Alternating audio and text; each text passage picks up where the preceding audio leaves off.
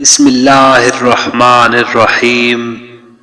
علم حاصل کرنے کے لیے اپنے آپ کو شمع کی طرح پگھلاؤ۔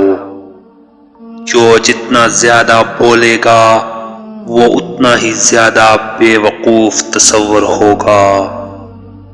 غیر معمولی ذہانت پیدا ہی لامحدود دکھوں اور تکلیفوں سے ہوتی ہے۔ غصے میں ہاتھ کی اور دسترخوان پر پیٹ کی حفاظت کرو۔ اگر کسی سے بات کرو تو آہستہ سے بولو، کیونکہ آوازوں میں بری سے بری آواز گدھے کی ہے۔ وہ بندہ سچ مچ میں عقل مند ہے جو غصے کی حالت میں برے الفاظ منہ سے ادا نہیں کرتا۔ دنیا چوروں کی کمین گاہ تصور کر کے ہوشیاری اور آگاہی کے ساتھ زندگی بسر کرنی چاہیے۔ قابل رحم ہے وہ قوم جس کی گنتی کے کچھ افراد کے سوا باقی سب افراد کی ایک دکھ بھری داستان ہو۔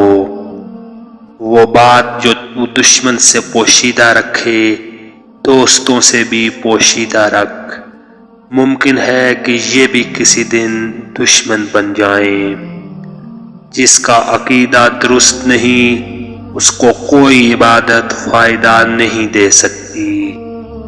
جو قناعت پسند ہے وہ دنیا کا سب سے زیادہ دولت مند ہے۔ لوہے کا کلہاڑا لکڑی کے جنگل سے ایک چھلکا تک نہیں اتار سکتا جب تک خود اس کے ساتھ لکڑی کا دستہ شامل نہ ہو۔ دوستوں کا امتحان فائدہ اور نقصان دونوں حالتوں میں کرو۔ 4 جگہوں پر 4 چیزوں کو قابو میں رکھو، ایمان محفوظ رہے گا۔ محفل میں زبان کو، دسترخوان پر پیٹ کو، پرائے گھر میں آنکھ کو، نماز میں دل کو۔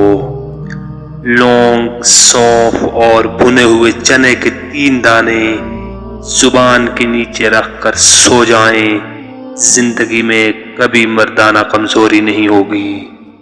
رات کے وقت آہستہ آہستہ باتیں کیا کرو تاکہ تمہارا کوئی دشمن تمہاری بات سن کر تمہیں نقصان نہ پہنچا سکے۔